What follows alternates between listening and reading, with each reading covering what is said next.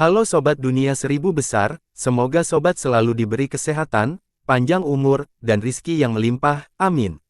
Sebelum masuk ke alur ceritanya, jangan lupa dukung channel ini ya dengan klik subscribe, like, komen, dan share, terima kasih. Mari kita lanjutkan perjalanan. Li Qiye. Klang, pedang niat muncul meskipun bilahnya masih dalam sarungnya. Pedang itu melayang di atas Li Qiye, siap memekik kepalanya. Orang-orang tidak dapat menahan diri untuk tidak menggigil melihat niat pedang yang dingin menusuk tulang, sebuah indikasi kekuatan pemuda itu. Penonton yang berteriak-teriak langsung menutup mulut dan fokus menyaksikan pertarungan. Baiklah, karena kau ingin bertarung, rekan Daois, mulailah. Anak pembohong itu memegang erat pedangnya, dia sama sekali tidak menyembunyikan niat membunuhnya terhadap Li Qiye. Gelombang tajam yang memancar darinya tampak ingin sekali menguliti Li Qiye. Pedang yang sangat kuat, kata seorang penonton. Mereka yang berasal dari wilayah tengah dan Raites belum pernah melihat anak pembohong itu beraksi sebelumnya. Meski demikian, mereka terkesan dengan niat pedangnya. Di sisi lain, Li Qiye hanya tersenyum dan tidak peduli sedikit pun. Penampilannya yang acuh tak acuh ini menyinggung anak pembohong itu. Lawannya memandang rendah dirinya. Majulah, menuju kematian. Pemuda yang marah itu menyatakan dengan agresif. Tenanglah, saudaraku. Trislases tiba-tiba menemukan apa yang tampaknya merupakan pertarungan yang tak terkalahkan. Hal ini mengejutkan para penonton dan anak pembohong itu. Mereka mengira bahwa Trislases benar-benar akan bergabung dengan sekutunya melawan Li Qiye juga. Apa yang diinginkannya? Seorang penonton gumam. Apa maksudmu, kakak? Anak pembohong itu sedang menatap Trislases.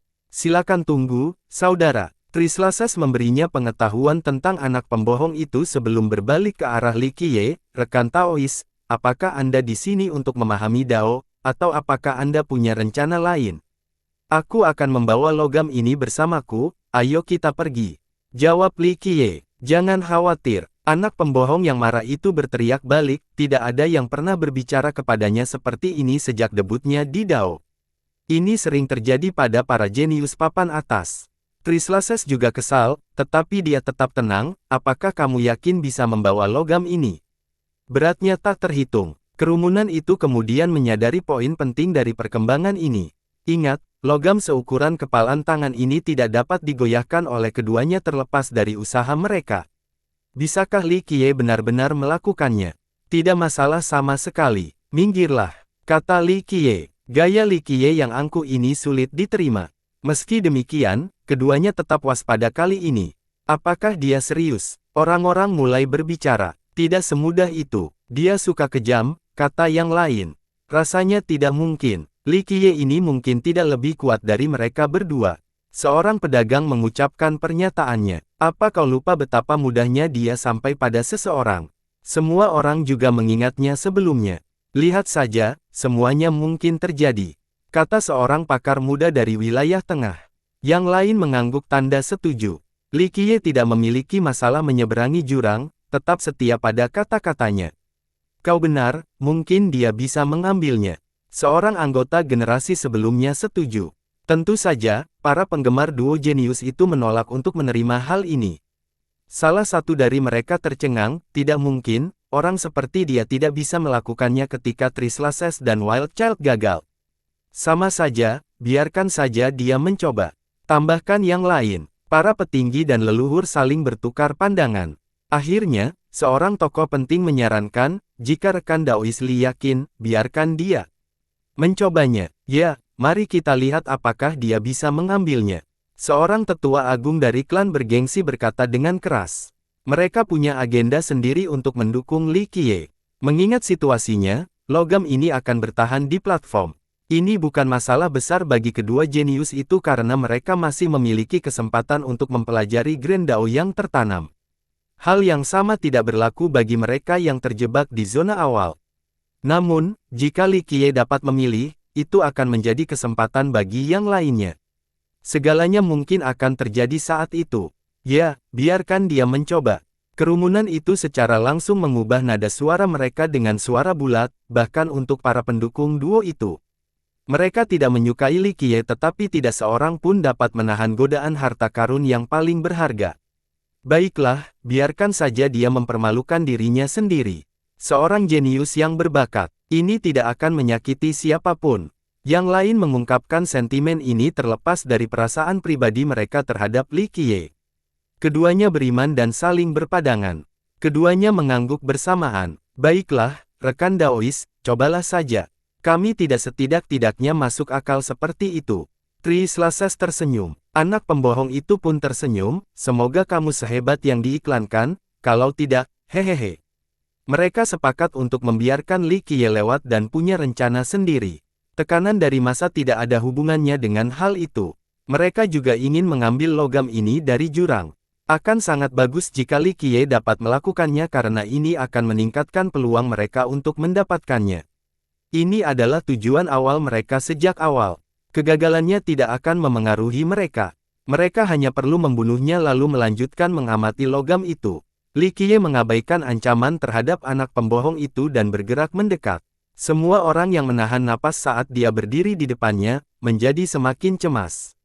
Mata Li Qiye yang menyipit berseri-seri. Semua orang mengira mereka mendengar ledakan keras setelahnya meskipun itu tidak jelas. Mereka masih mendengar suara di mata mereka.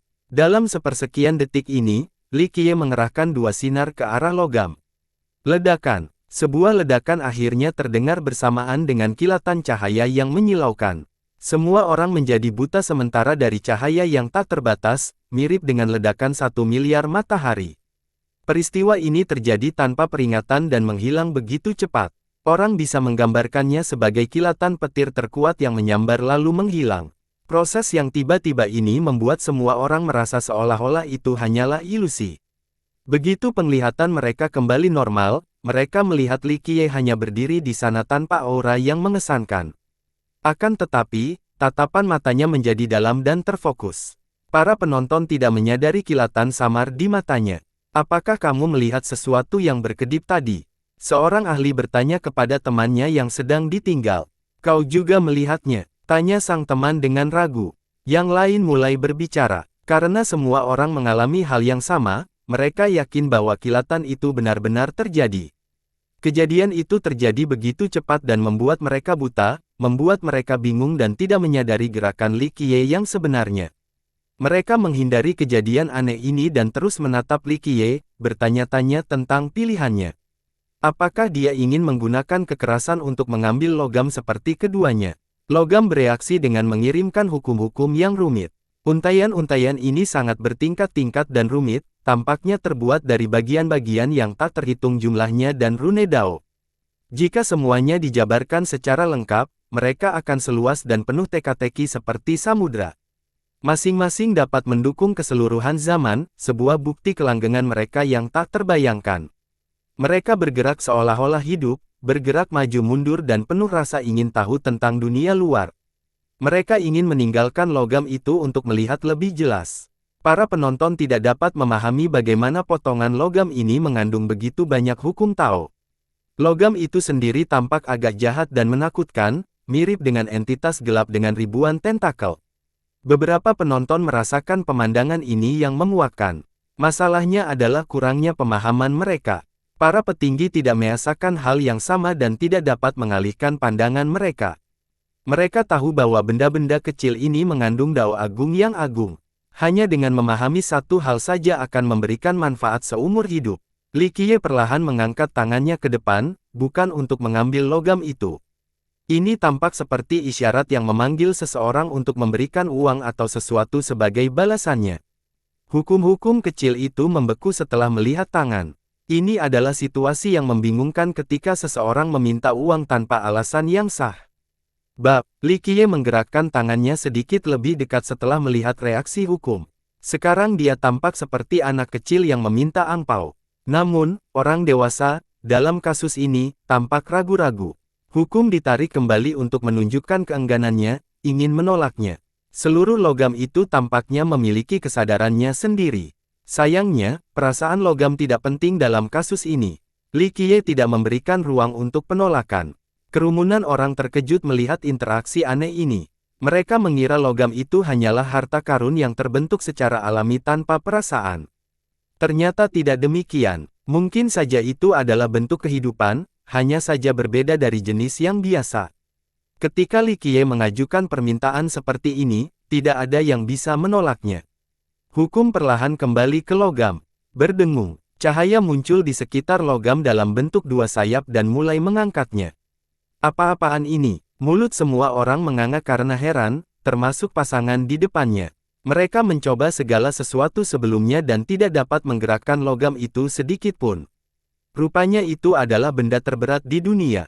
Saat ini, benda yang benar-benar mengapung dengan sendirinya, tampak agak ringan. Lebih buruknya lagi, ia memutuskan untuk terbang mendekati Li Qiye dan mendarat di telapak tangannya. Saya jelas-jelas menyetujui permintaannya. Bagaimana ini bisa terjadi? Beberapa orang mulai berteriak tak percaya. Li Qiye tidak memiliki banyak tenaga sama sekali. Yang dilakukannya hanyalah mengangkat tangan dan memberi isyarat agar logam itu datang, tidak lebih. Itu terlalu mudah. Seorang pria yang tersembunyi tercengang. Kelompoknya mengira Li Qiye akan menggunakan metode yang sangat hebat atau sesuatu yang aneh untuk mendapatkan logam ini. Sayangnya, hasilnya sama sekali tidak rumit. Tidak seorang pun berani membayangkan logam itu akan menyerah begitu saja kepada seseorang. Duo yang berdiri di kejauhan juga tidak tahu, ini juga berlaku bagi orang-orang penting yang bersembunyi di balik bayangan. Mengapa dia mau mendengarkan Li Qiye? Semua orang berpikir keras dan tidak bisa memberikan penjelasan. Persetan dengan ini, Trislases tidak dapat menahan diri untuk tidak mengumpat meskipun sikapnya tenang. Dia tidak berpikir bahwa Li Qiye lebih kuat darinya. Dia yakin akan kemampuannya. Terlebih lagi, kultivasi Li Qiye juga jelas rendah, jauh dari level yang sama dengan tim mereka. Ini tidak masuk akal. Benar, anak pembohong itu pun setuju, semua ini adalah hasil sihir. Orang-orang dari wilayah tengah telah memberitahu orang-orang tentang keajaiban Li Qiye. Sayangnya, orang lain tidak mempercayainya sampai sekarang. Mengapa ini terjadi? Seorang jenius muda bertanya kepada seniornya. Generasi muda seperti Li Qiye sebelumnya sehingga kesuksesannya benar-benar mempermalukan mereka. Seniornya tidak memberikan respons apapun sambil menggelengkan kepalanya. Para pembudidaya yang lebih tua juga sama bingungnya. Lihat, pencipta keajaiban tidak pernah mengecewakan. Seorang pakar dari dataran tinggi bergumam, gelar ini sepenuhnya beralasan. Seorang pria rahasia mulai berpikir. Mereka yang berada pada level kekuatan ini punya ide bagus tentang mengapa logam itu menerima permintaan Li Qiye. Itu pasti karena kilatan tadi. Apakah kamu tahu apa yang terjadi? Yang Ling bertanya kepada pelayan tua yang sedang memikirkannya sebentar. Dia juga tidak mengerti semuanya. Keseimbangan antara Li Qiye dan dirinya menjadi semakin jelas. Saya tidak tahu. Akhirnya dia menjawab, saya hanya tahu itu yang paling tidak, Tuan Muda tahu apa itu dan asal-usulnya. Yang Ling mulai berpikir setelah mendengar ini. Semua orang tahu tentang kisah Dao Lord Eight Stallion dan Dark Abyss. Trislases dan anak liar mencoba meniru kesuksesan Dao Lord ini. Bagaimana dengan logam ini dan asal-usul jurang? Mungkin bahkan penguasa jalan tidak punya banyak petunjuk. Satu-satunya orang yang mengetahui informasi ini adalah Li Qiye. Itulah mengapa logam itu menjadi milik dalam waktu singkat. Dia tersenyum dan menatap logam di tangannya lalu berbalik untuk pergi. Namun, keduanya secara langsung menghalangi jalannya. Suasana menjadi tegang bagi para penonton. Baiklah, mereka pasti akan bertarung kali ini. Seseorang membaca situasi. Yah, mereka berdua punya cukup sumber daya dan membantu menjaga harta karun seperti itu. Kalau tidak, mungkin harta karun itu akan jatuh ke tangan yang salah. Kata seorang jenius. Jelas sekali bahwa kedua orang ini ingin merampok Li Qiye. Sayangnya, sebagian orang di kerumunan mencoba memutar balik cerita. Merampok Li Qiye akan dianggap tidak terhormat oleh siapapun. Meskipun demikian, logam itu cukup berharga bagi keduanya untuk mengabaikan hilangnya reputasi. Kamu menginginkannya. Li Qiye tersenyum pada keduanya. Benda ini dapat mengubah arah tanah suci dan membantu umatnya. Kita tidak boleh membiarkan jatuh ke tangan yang salah. Trislases menarik napas dalam-dalam dan mulai berbicara. Berhentilah, tidak perlu mencoba mengizinkan ini. Li Qiye berkata dengan tangannya, katakan saja kau menginginkannya. Seorang pria harus memiliki keberanian untuk mendukung tindakannya, jangan mengaku sebagai pelacur saat kau seorang pelacur. Trislases memerah setelah mendengar ini.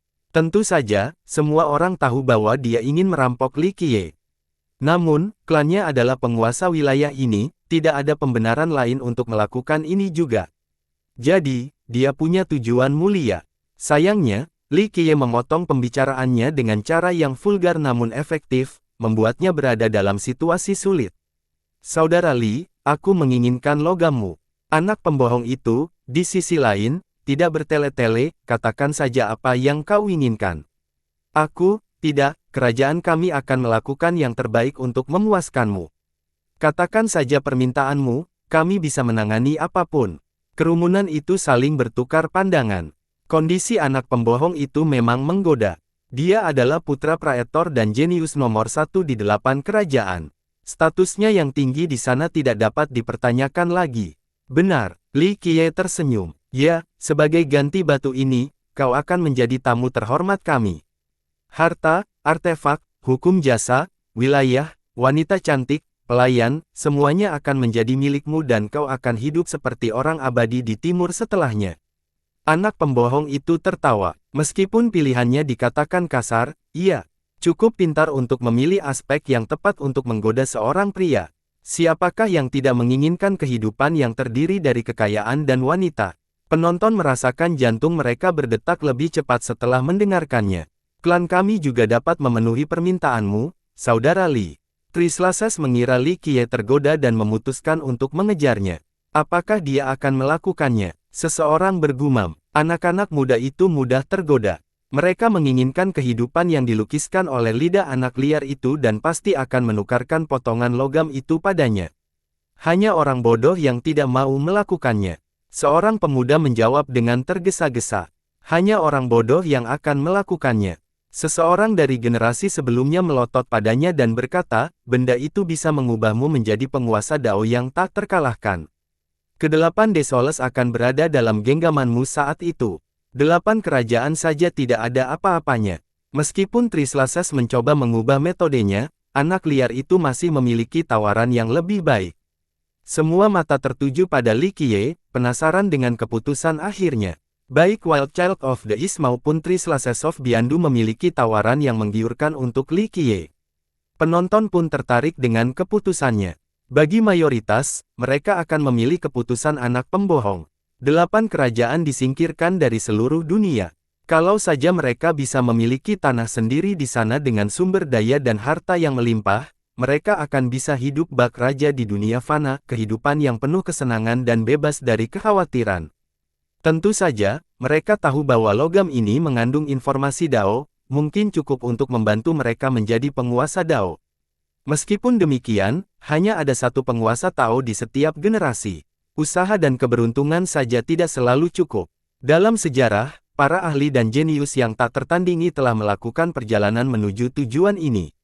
Pada akhirnya, hanya satu yang akan berhasil. Jalan ini penuh dengan duri tajam dan hal-hal yang tidak diketahui. Sebagian besar akan mati dengan mengerikan dan menjadi tulang punggung bagi pemenang di masa depan. Orang-orang di sini tahu bahwa mereka relatif biasa saja. Menjadi penguasa Dao tidak mungkin dicapai.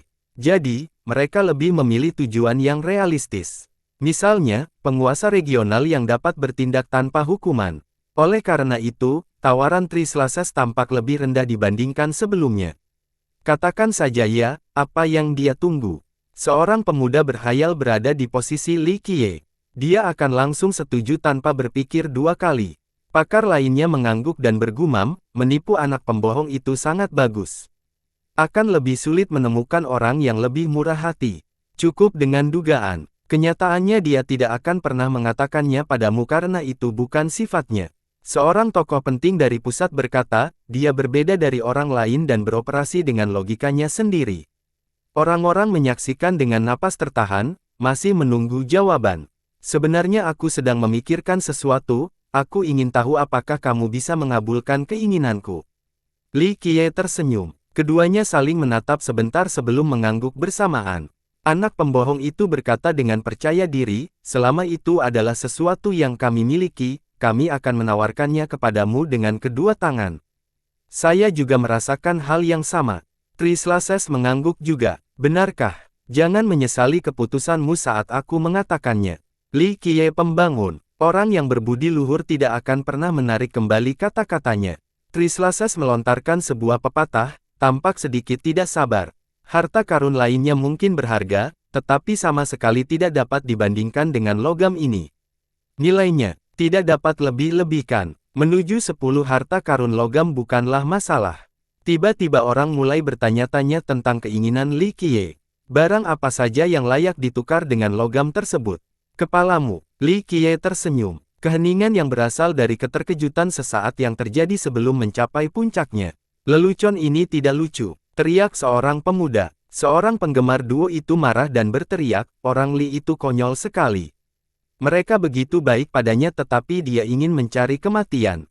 Sepertinya dia tidak berniat menyerahkan logam itu. Seorang pendaki berspekulasi. Tokoh penting lainnya menambahkan, pertempuran tidak dapat dihindari. Kedua belah pihak tidak ingin menyerah, ini terlalu penting. Kenyataannya, para penonton yang berpendapat jernih memahami bahwa hal ini memang selalu terjadi. Hal ini terutama berlaku bagi duo tersebut karena mereka memiliki ambisi untuk menjadi penguasa Dao. Ekspresi mereka membeku setelah mendengar kata-kata Li Qiye. Mereka kemudian meliuk ke arah masing-masing, tidak senang mengabaikannya. Saudara Li, kamu sudah keterlaluan. Kami datang dari tempat yang tulus, tapi Anda menghina kami. Anak pembohong itu meninggikan suaranya. Berhentilah berpura-pura menjadi kucing yang sedang berduka atas kematian seekor tikus. Semua orang tahu bahwa kalian berdua akan melakukan apa saja untuk logam itu. Kita bisa hentikan sandiwara ini sekarang. Logam itu milikku, datanglah dan ambillah jika kau berani. Li Qiye melambaikan tangannya. Li Qiye secara langsung memecah semua kepura-puraan dan membuat suasana menjadi heboh bagi para penonton. Itu akan segera terjadi, kata seseorang. Sesuai keinginanmu, Saudara Li. Trislasa setelah menunggu kesempatan ini, sepertinya kamu sangat ingin melawan kami akan menghiburmu kalau begitu. Dia menangkupkan tinjunya setelah itu. Tidak menukar apapun dengan logam itu adalah skenario terbaik. Dengan kata lain, penjahat Li Qiye. Namun, ia merasa ragu untuk melakukan hal ini karena reputasinya dan klannya. Yang lain akan mengkritik klannya karena melakukan hal itu. Saat ini, hal ini tidak lagi terjadi setelah provokasi Li Qiye. Alasan perkelahian itu adalah untuk melumpuhkan Li Qiye, bukan untuk banditnya. Kumpulkanlah untuk menghemat waktu. Li Qiye tahu keduanya. Amarah berkobar dalam diri anak pembohong itu. Dia tidak pernah diperlakukan dengan lembut seperti itu sejak debutnya. Jika seorang leluhur atau guru besar berbicara kepadanya seperti ini, itu akan relatif lebih masuk akal. Bagaimanapun, makhluk-makhluk ini memenuhi syarat untuk melawannya. Sekarang, junior yang tidak memiliki pelatihan yang layak ini berani meremehkannya. Sepertinya kamu cukup percaya diri dengan kemampuanmu. Anak pembohong itu tidak lagi menggunakan sebutan kehormatan saat dia melotot mengancam ke arah Li Qiye. Selalu, jawab Li Qiye. Sungguh, aku tidak sabar melihat berapa banyak jurus yang akan kau lakukan. Anak pembohong itu mencengkeram gagang pedangnya. Kamu seharusnya bertanya pada dirimu sendiri. Li Qiye menjawab, menurutku, mungkin satu gerakan masih terlalu berlebihan. Apa? Para pendengar di area pertama tidak dapat mempercayainya. Para jenius muda menjadi kuat, terutama keduanya. Suatu hari dia akan menggigit lidahnya sendiri karena semua omongan itu kosong. Salah satu dari mereka yang misterius. Banyak penggemar duo ini, beberapa orang pernah kalah dari mereka dalam pertarungan. Meski demikian, mereka menganggapnya tetap sebuah kehormatan. Itulah mengapa menghina Li Qiye terhadap keduanya dapat dianggap sebagai menghina mereka juga. Li Qiye segera menjadi pemandangan yang tidak sedap dipandang oleh kebanyakan orang. Satu gerakan. Trislasas perlahan kehilangan ketenangannya selama percakapan. Tidak ada seorang pun yang pernah mengalahkanku dengan satu gerakan. Ucapnya dingin. Sebagai seorang kultivator berbakat, ia terkenal bersama Raite Sion. Kemampuannya saat ini sungguh mengesankan, terutama teknik pedangnya. Ia bertarung secara seimbang melawan mereka dari generasi sebelumnya, terutama petarung yang lebih muda seperti Li Qiye. Hahaha, aku tidak sabar melihat teknik yang mampu mengalahkanku dalam satu gerakan. Aku ragu ada yang seperti itu. Anak pembohong itu tertawa karena terlalu marah. Anak-anak muda lainnya mulai menyuarakan dukungan mereka. Salah satu dari mereka berteriak, anak pembohong, bocah nakal seperti dia pantas digulingkan kepalanya ke tanah. Nyanyikan kepala anjingnya, teriak seorang petani setempat. Hanya sedikit yang percaya bahwa Li Qiye dapat mengalahkan keduanya dengan satu gerakan, terutama dalam situasi 1 lawan 2. Bahkan mereka yang sangat mengagumi Li Qiye menganggap hal ini tidak masuk akal. Seorang leluhur pasti akan kalah dari duo itu. Bagaimana dengan klaim Li Qiye? Bahkan para penguasa tertinggi mungkin tidak dapat melakukannya. Kami tidak akan bersikap tidak masuk akal. Trislases memegang pedangnya dan berkata, jika kau bisa bertahan dari 3 tebasanku, aku akan meninggalkan tempat ini tanpa mengucapkan sepatah kata pun. Matanya tajam dan berkilat tajam. Sinar itu tampaknya ingin memekik kepala Li Qiye. Aku sangat percaya diri dengan pedangmu.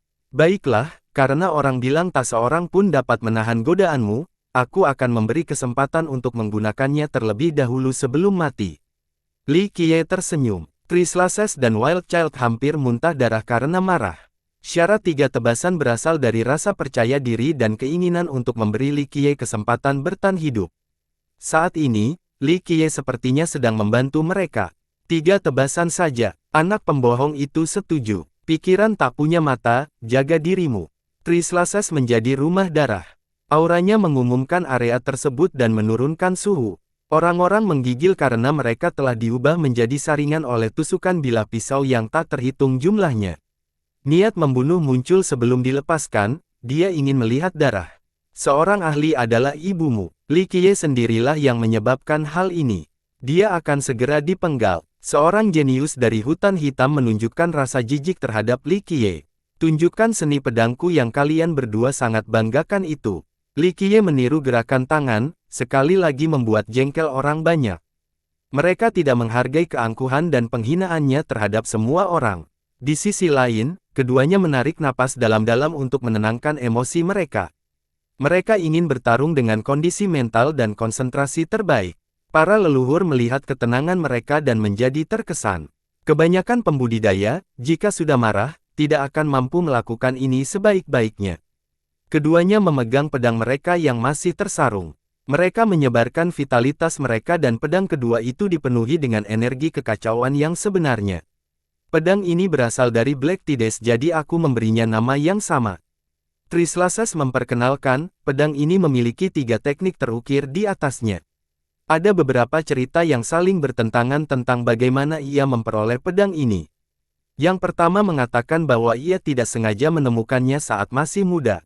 Yang lain menyatakan bahwa pedang itu telah ada di klan selama jutaan tahun.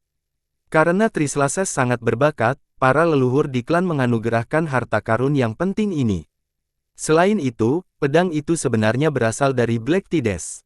Teknik utama dan dao pedang Trislases semuanya berasal dari pedang. Tidak ada yang bisa menghentikan pedang itu.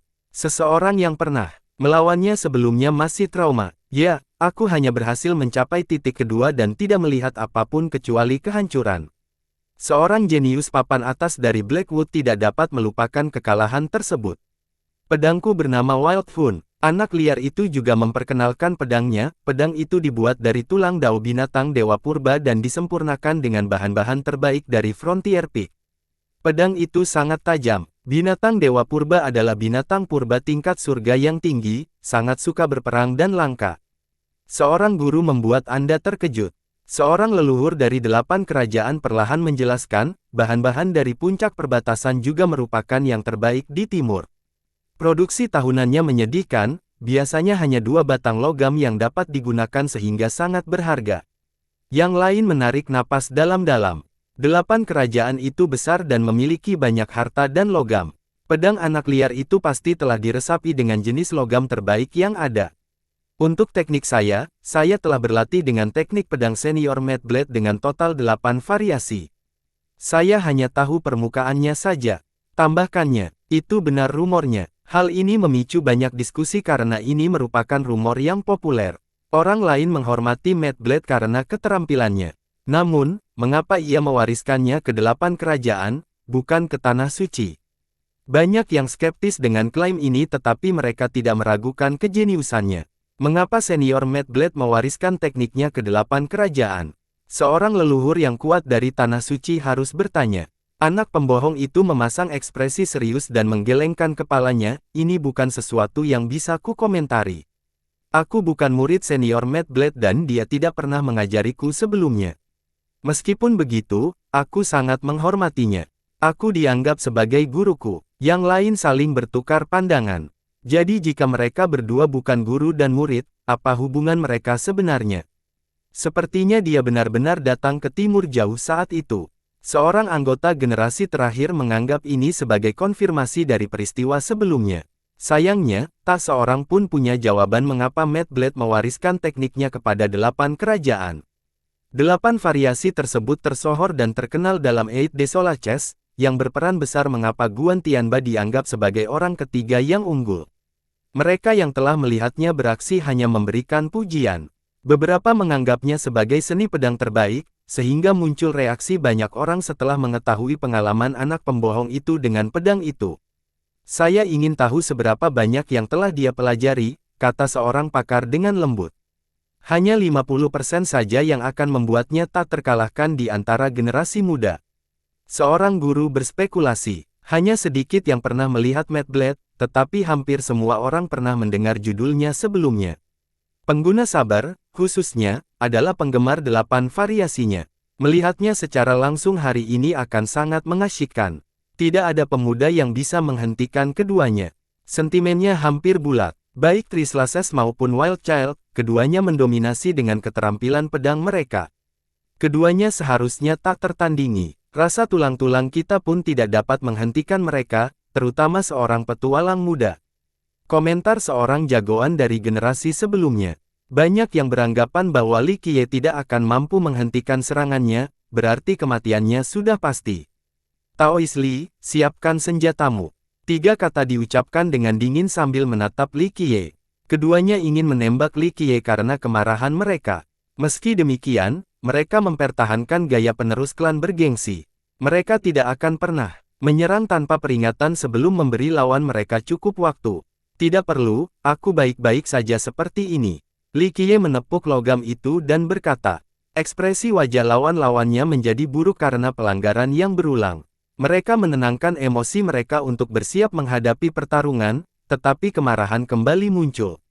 Apa dia serius? Mau melawan mereka tanpa menggunakan senjata? Dasar orang bodoh. Seorang penonton muda berteriak. Kau sendiri yang mengalaminya. Kata anak pembohong itu, tunjukkan pada kami apa yang bisa kau lakukan. Ayo kita mulai. Kata 3 Slaset, tidak menyembunyikan niat membunuhnya. Aku akan membiarkan kalian berdua menyerang terlebih dahulu. Li Qiye berdiri di sana tanpa posisi bertahan. Ledakan. Kedua pemuda itu melepaskan vitalitas dan energi mereka. Gelombang dahsyat memancar keluar seperti badai pada awalnya, yang akhirnya memuncak menjadi lautan tak terbatas. Para penonton terpesona dengan pertunjukan kekuatan mereka. Mereka jelas berada di level pewaris. Seorang pemuda bergumam, hal ini telah terjadi sejak lama. Seorang pakar yang menyadari situasi yang mereka ungkapkan. Ledakan. Begitu mereka mengumpulkan cukup kekuatan, lautan energi berubah menjadi kerajaan. Ukuran fisik mereka tidak bertambah besar, tetapi mereka terasa sangat besar bagi para penonton, tampak seperti 2 dewa. Fenomena visual muncul saat mereka dihidupkan oleh kerajaan mereka, menerima berkat dan rasa hormat dari banyak makhluk hidup di dalamnya. Ini memberi mereka kemampuan yang merusak, satu lambaian tangan saja sudah cukup untuk menghancurkan segalanya. Klang! Anak pembohong itu perlahan menarik pedangnya dari sarung yang terikat di punggungnya. Pedang yang dilepaskannya memiliki cahaya yang menyilaukan. Yang lain merasakan sakit yang tajam pada mata mereka seolah-olah sinar itu menusuk mereka. Luar biasa, banyak yang berteriak setelah melihat ini. Mereka juga mundur untuk menghindari masalah yang tidak perlu. Klang! Butuh beberapa saat sebelum dia menghunus pedangnya sepenuhnya. Lalu terdengar ledakan keras. Gelombang energi dari bilah pedang itu muncul dengan cara yang menakutkan. Akibatnya, rambut anak liar itu mulai berkibar. Niat pedangnya mengubahnya menjadi keadaan gila, yang mampu meningkatkan kekuatan secara eksponensial. Dia mengintimidasi massa bahkan sebelum melakukan serangan yang sebenarnya. Sebaliknya, Trislases masih tampak tenang. Dia berdiri di sana dengan mata terpejam, namun, dia memegang pedangnya dengan kuat di kedua tangannya. Ia tampak seperti patung, tidak memiliki gelombang energi dan niat yang menakutkan jika dibandingkan dengan sekutunya. Anehnya, orang-orang menganggap ini lebih menakutkan. Mereka bisa mencium bau kematian seakan-akan dia adalah pemanen yang siap panen. Saat dia menunjukkan pedangnya, musuh-musuhnya pasti akan mendatangi Sungai Kuning. Suasana menjadi sangat tegang. Kaki beberapa penonton mulai gemetar. Mati. Anak pembohong itu melangkah maju dan berkata, pemusnahan yang mengerikan. Dia menebas secara vertikal dan melepaskan jutaan pedang. Waktu terhenti saat pedang-pedang ini muncul entah dari mana. Itu bukanlah ilusi dan gambar, melainkan bilah pedang fisik yang sebenarnya. Badai bilah pedang itu dapat menghancurkan dunia dan penghuninya hingga berkeping-keping. Kerumunan orang langsung ketakutan. Torrential Obliteration, salah satu dari 8 variasinya. Seorang jagoan berharap, dia benar-benar memiliki akses ke seni ini. Seorang guru rahasia bergumam setelah melihat tebasannya. Ini menegaskan bahwa ia telah berlatih teknik pedang Guan Tianba. Hasil dari diiris dan dipotong oleh jutaan bilah pisau sudah jelas. Hanya potongan-potongan kecil yang akan tersisa dari Li Qiye dalam sekejap mata. Apa yang tersisa darinya bahkan mungkin bergerak sebentar setelah mencapai tanah, mirip dengan ikan yang menggelepar. Faktanya, anak pembohong itu percaya diri dengan kecepatan dan ketepatannya. Ia yakin bahwa setiap bagian yang diambil dari Li Qiye akan memiliki ukuran yang sama. Tidak ada jalan keluar, teriak seorang gadis. Akan tetapi, sasarannya itu tidak bergerak sedikit pun. Li Qiye tidak bermaksud menghindari serangan itu dan hanya mengusap-usap potongan logam itu seolah-olah berusaha membersihkan debu. Wus, wus, wus. Hembusan angin terdengar dari berbagai hukum Dao yang melesat keluar dari logam. Hembusan itu menembus ruang dengan kecepatan yang tak terduga. Untuk master atas hanya bisa melihat bayangan kecil melesat maju. Gemuruh. Adegan luar biasa terjadi selanjutnya, hukum diarahkan ke pedang-pedang dan menghancurkannya hingga berkeping-keping dan berhamburan ke bawah. Ledakan. Anak pembohong itu terlempar ke tanah seolah-olah ada tangan yang tak terlihat yang baru saja memukulnya. Penonton langsung tercengang. Semuanya tampak terlalu mudah meskipun anak pembohong itu menggunakan salah satu dari 8 variasi. Pedang gila Guan Tianba menggunakan teknik ini dan membantai banyak pasukan sebelumnya. Sekarang, Li Qiye langsung mengalahkan anak pembohong itu hanya dengan menggosok logamnya. Klang, Trislases tidak menyerah dan memanfaatkan kesempatan ini. Saat orang-orang mendengar bilah pedang bergerak di udara, bilah pedang itu sudah berada beberapa inci dari leher Li Qiye. Bahkan para petualang yang lebih tua tidak melihat serangan yang sebenarnya, hanya kilatan bilah pedang. Kebanyakan korban hanya akan merasakan angin dingin di leher mereka sebelum diganggu oleh gerakan ini. Cepat sekali gerakannya, seorang leluhur menjadi takut dengan serangan ini. Waktu terhenti ketika pedang itu hampir merenggut Li Qiye. Pedang hitam itu memancarkan cahaya hitam yang tampaknya mampu menghancurkan siapapun.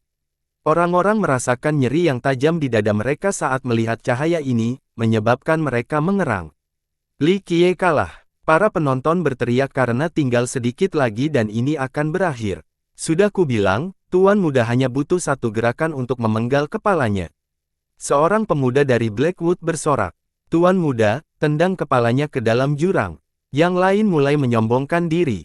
Benar, dia tidak akan sombong lagi. Yang lain mulai menimpali. Anehnya, Trislases tetap mempertahankan pedangnya di sana tanpa menjatuhkan lawannya. Pada awalnya, banyak petinggi mengira bahwa Trislases sengaja berhenti di sana untuk menunjukkan belas kasihan, menunggu Li Qiye menyerah. Akan tetapi, hal itu tampaknya tidak terjadi sehingga mereka mengamatinya lebih dekat.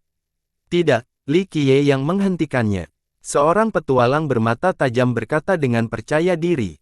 Dengan itu, orang-orang di seberangnya langsung bertanya. Hukum kecil lainnya, temannya, seorang leluhur yang kuat, juga terkejut setelah memperhatikannya. Dengan informasi baru ini, para penonton mengamati dengan saksama dan melihat satu hukum kecil yang menghalangi pedang. Pedang itu melayang tepat di depan leher Li Qiye dan tidak mengalami kesulitan menghentikan bilah pedang itu meskipun ukurannya kecil. Benda ini tidak bisa menghentikan Tuan Muda, dia hanya perlu menambah kekuatan untuk menebasnya bersama kepala Li Qiye. Seorang pemuda mengerutkan kening, namun, dia berhenti sebelum menyelesaikan kalimatnya. Begitu mereka mengalihkan perhatian dari leher Li Qiye ke Tuan Muda, mereka melihat wajahnya memerah karena vitalitasnya melonjak. Bahkan orang bodoh pun tahu bahwa dia telah mempraktikkan empati kemampuannya, tetapi pedang itu tetap tidak dapat memutuskan hukum. Tebasannya sangat hebat, cepat dan dahsyat. Hal ini membuat segalanya menjadi tidak dapat dipercaya. Akhirnya dia menarik pedangnya dan mundur ke jarak yang aman. Dia menatap lawannya, takut akan serangan balik.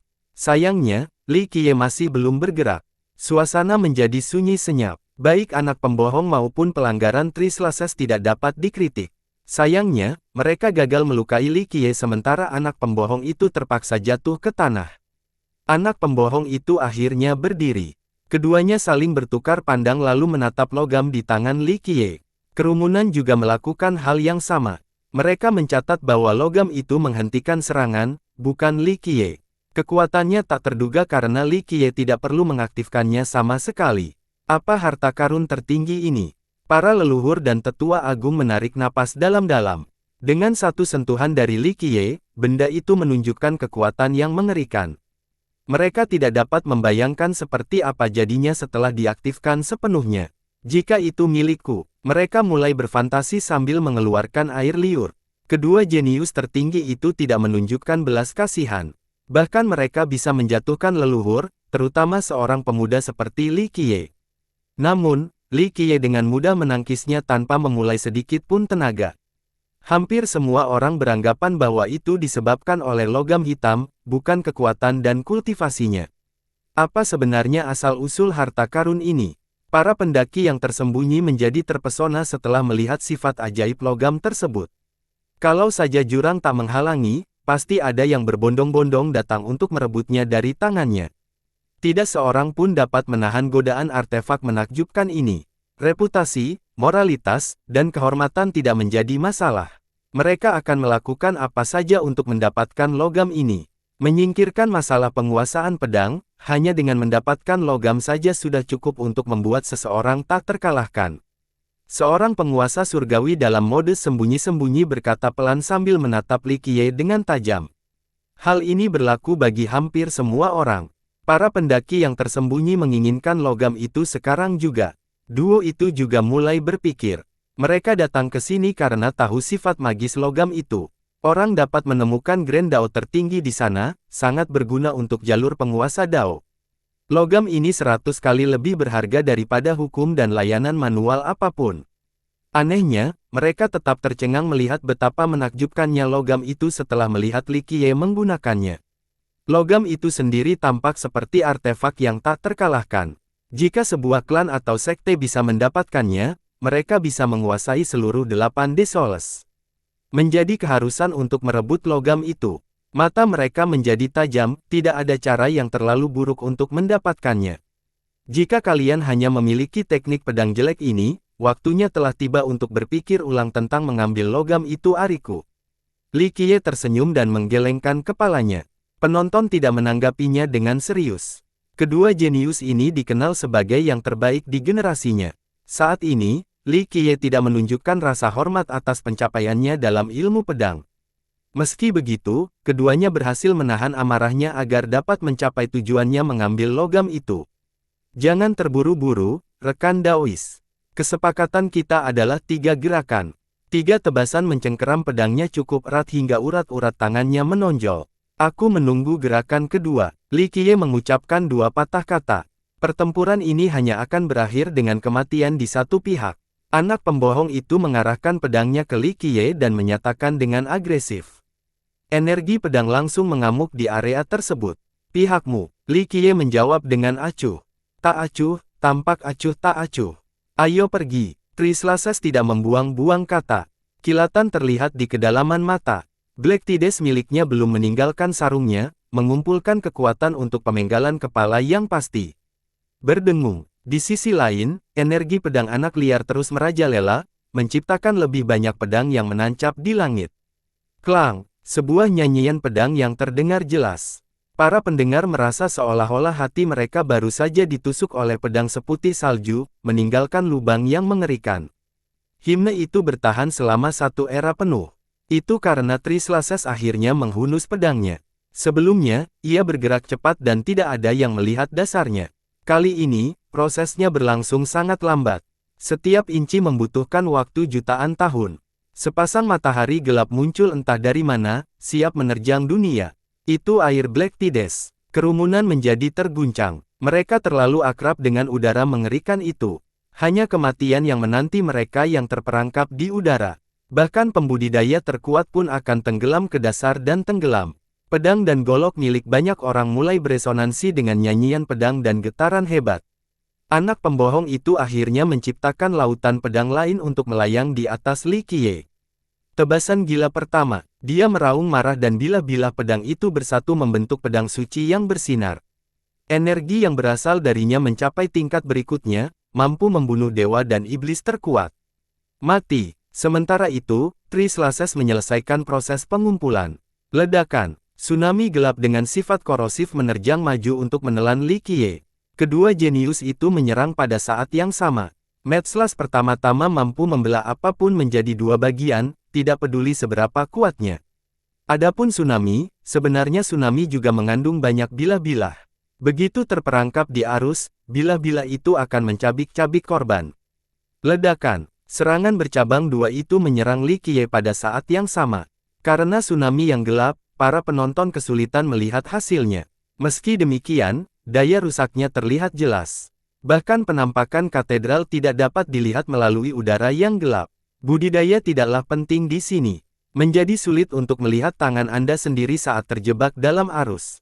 Dalam keadaan normal, petualang dapat melihat dalam kegelapan total. Begitu mereka menjadi lebih kuat, mereka bahkan dapat mengusir kegelapan itu. Hal ini tidak berlaku untuk tsunami khusus ini. Para leluhur sempat berpikir sejenak dan berpikir bahwa mereka tidak akan mampu menahan godaan itu. Adapun penguasa surgawi teratas, mereka dapat menghentikannya tetapi cedera tidak dapat dihindari.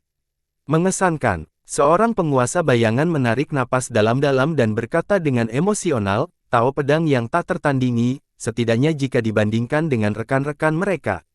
Ya, mereka ada di puncak jalan ini sekarang. Tokoh besar lainnya mengangguk. Mereka terlalu kuat, tidak akan ada yang berani melawan mereka setelah ini. Seorang pemuda kembali sadar dan hinggap rasa takut. Tebasan gila itu sangat brutal, mampu menghancurkan semua pertahanan. Tsunami dahsyat itu tak mengenal ampun, mampu menembus setiap celah dan bukaan untuk memberikan pukulan yang mematikan. Seorang jenius menyimpulkan, saya melihat harta karun pertahanan teratas tidak mampu menghentikan tsunami. Penggunanya dibiarkan dengan banyak lubang. Orang itu pasti sudah mati, dia sudah jadi daging cincang sekarang. Seorang pemuda setempat yakin akan hal ini. Mungkin logam itu bisa menyelamatkannya dari keadaan menyedihkan itu, tapi aku yakin dia sudah terpotong-potong. Pemuda lain setuju. Itulah yang dia dapatkan karena menentang anak pembohong dan Trislases, seorang penggemar yang penuh dengan kekejaman. Para penggemar mengira Li Qiye mungkin tidak bisa selamat dari dua pukulan itu. Tebasan gila pertama. Yang Ling melihat tekniknya sebelumnya dan bertanya, ini adalah salah satu dari 8 variasi dari senior Guan Tianba. Apakah benar-benar sebegitu hebatnya? Itu anak kecil yang sedang bermain dengan pedang. Pelayan itu menggelengkan kepalanya, itu tidak layak disebut Medslas. Lemah, tidak berdaya, dan sangat penting. Seperti apa wujud aslinya? Yang Ling menjadi terkejut karena dia terkesan dengan serangan anak liar itu. Saya menjadi penasaran karena saya belum pernah melihat 8 variasi tersebut sebelumnya. Meskipun demikian, semua orang pernah mendengarnya sebelumnya. Orang tua itu hanya tersenyum dan tidak menanggapi. Pada titik ini, gelombang gelap perlahan surut, menampakkan platform terapung dan Li Qiye lagi. Mereka melihat memegang logam hitam. Bagian yang menarik adalah serpihan energi pedang yang terpancar darinya, tampak seperti daun-daun yang berhamburan tertiup angin. Sepertinya dia berdiri di bawah pohon willow yang besar. Cabang-cabang dan daun-daunnya berfungsi sebagai pelindung, sepenuhnya meniadakan dua tebasan sebelumnya. Ia tampak santai dan riang saat memegang logam itu, tidak merasakan sedikit pun tekanan dari serangan sebelumnya. Lebih jauh lagi, logam ini terasa ringan di tangan. Duo itu telah menyalurkan seluruh vitalitas dan energi mereka, masih berusaha menyerang dengan bilah pedang mereka. Sayangnya, energi pedang tipis dari logam menghentikan mereka sepenuhnya. Aku tidak percaya, seru seorang penonton. Keduanya memerah karena mengerahkan seluruh tenaga mereka tetapi tidak dapat mematahkan benang tipisnya. Faktanya, helaian rambut ini tampak lemah dan cukup ringan untuk dilepaskan oleh tiupan seseorang. Padahal, Hal itu tidak benar, sehingga menghasilkan pemandangan yang aneh. Kekuatan macam apa ini? Para pemuda menjadi bingung. Saya yakin logam ini tidak dapat dihentikan, kata salah satu leluhur. Jika aku punya logam ini, aku bisa menghentikan anak pembohong dan Trislases juga. Kata seorang jenius. Itu 2 gerakan. Satu lagi, maka sudah waktunya untuk mengakhiri ini. Kata Li Qiye. Keduanya terkejut dan menarik pedang mereka untuk mundur lagi. Mereka mengarahkan pedang mereka ke arahnya sambil menyadari betapa mengerikannya logam ini. Pada saat genting ini, mereka bisa merasakan kematian menghampiri mereka, sesuatu yang belum pernah mereka rasakan sebelumnya. Mereka saling bertukar pandangan, ingin menyusun rencana. Tidak ada yang kau harapkan. Li Qiye tersenyum, sepertinya kamu tidak cocok dengan gelarmu. Pada titik ini, keduanya tidak lagi marah pada komentar Li Qiye yang meremehkan. Mata mereka menyipit karena situasi telah memburuk.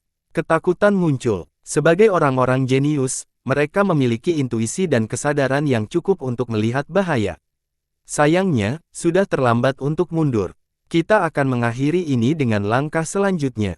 Trislases berkata dengan dingin. Jangan terlalu percaya diri sekarang, pemenangnya belum ditentukan. Anak pembohong itu tertawa. Mereka mengertakkan gigi, siap bertarung sampai akhir. Tentu saja, mereka juga tidak akan pernah memohon belas kasihan. Itu bukan sifat mereka. Keberanian mereka yang tak kenal menyerah memainkan peran besar dalam pencapaian mereka saat ini. Mulai, Li Qiye tersenyum dan menyentuh logam itu. Berdengung, logam itu bergetar sedikit dan energi pedang pun terkumpul. Klang, mereka mulai memutar dan menjalin bersama untuk membentuk sebuah pedang. Pedang itu tampak biasa saja, tidak bercahaya. Itu adalah bilah utuh tanpa ukiran dan polesan apapun. Ujungnya juga tidak tajam, kebalikan dari bilah yang dihadapinya. Meskipun demikian, saat Li Qiye memegangnya, benda itu menjadi perpanjangan tangannya. Para pembudidaya biasa tidak menyadari fenomena luar biasa ini, hanya para ahli yang lebih tua. Meskipun demikian, mereka tidak dapat menemukan alasan atau penjelasan untuk ini. Hanya para leluhur teratas dan orang-orang tersembunyi penting yang menyadari sesuatu yang istimewa tentang pedang ini. Rasanya seluruh alam semesta ada dalam genggamannya.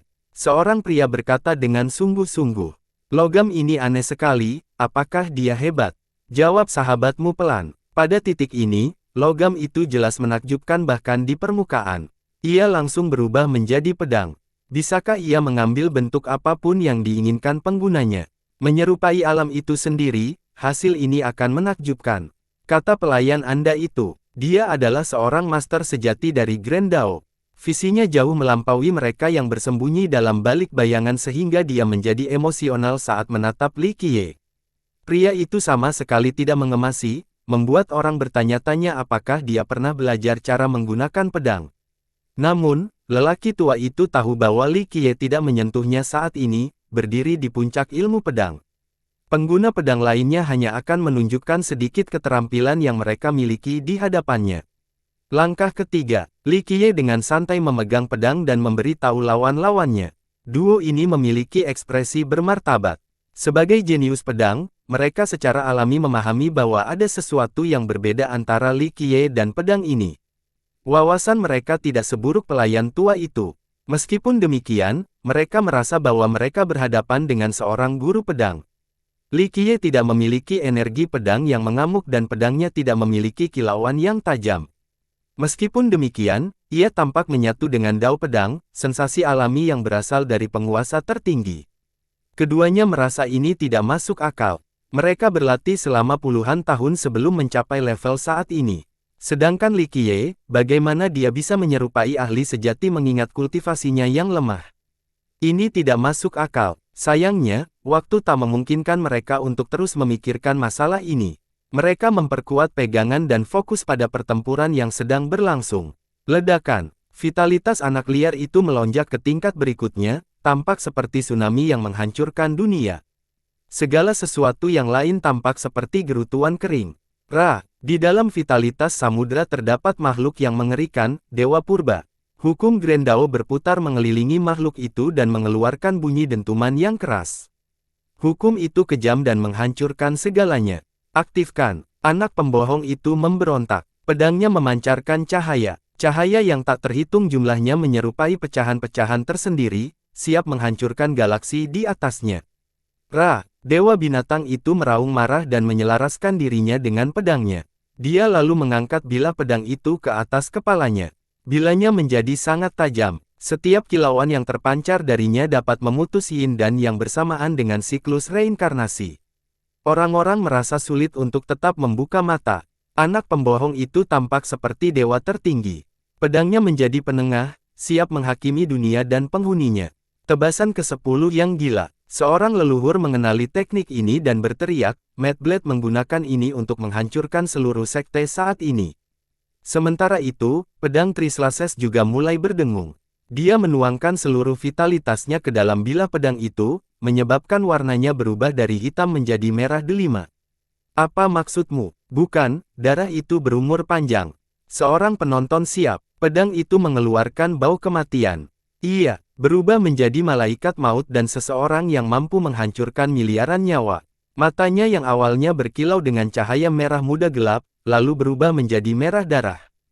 Tebasan ketiga, yang lain menggigil setelah melihat keadaannya yang menakutkan. Ini adalah tahap ketiga, pemusnahan. Seorang jenius yang pernah melawan 3 tebasan sebelumnya menjadi pucat. Pemusnahan. Trislases mengucapkan nama teknik itu dan menusukkan pedangnya ke depan. Semua orang merasakan jiwa mereka meninggalkan tubuh mereka setelah mendengar suaranya. Pedang itu memotong semua yang ada di jalurnya dan muncul di dekat tenggorokan Li Qiye pada saat berikutnya. Bahkan para leluhur pun bersiap setelah melihat ini. Tebasan ke-10 yang gila. Anak pembohong itu menebarkan pedangnya pada saat yang sama, membutakan para penonton dengan cahayanya. Retak. Kain waktu terputus, meninggalkan bekas luka di langit. Kerumunan bersorak setelah melihat fenomena yang merusak ini. Teknik terkuat mereka, tak seorang pun bisa menghentikannya. Kata seorang leluhur dari sekte besar. Dalam sepersekian detik ini, Li Qiye juga menghunus pedangnya dengan cara yang alami dan bebas, tidak mengikuti pola dan teknik apapun. Meskipun demikian, tampaknya berada di luar batasan dan terbelenggu duniawi. Biasanya melampaui semua hukum dan teknik pedang, membekukan waktu dan ruang setelah berayun. 3 tebasan pemusnahan dan tebasan ke-10 gila milik anak pembohong itu sama-sama kejam dan sombong. Akan tetapi, keduanya tampak tak berwujud dan tak ada apa-apanya dibandingkan dengan ayunan Li Qiye. Mereka tidak berhasil memperlambat Li Qiye sedetik pun. Tebasannya benar-benar melewati keduanya, melakukan apapun yang diinginkannya. Bersambung.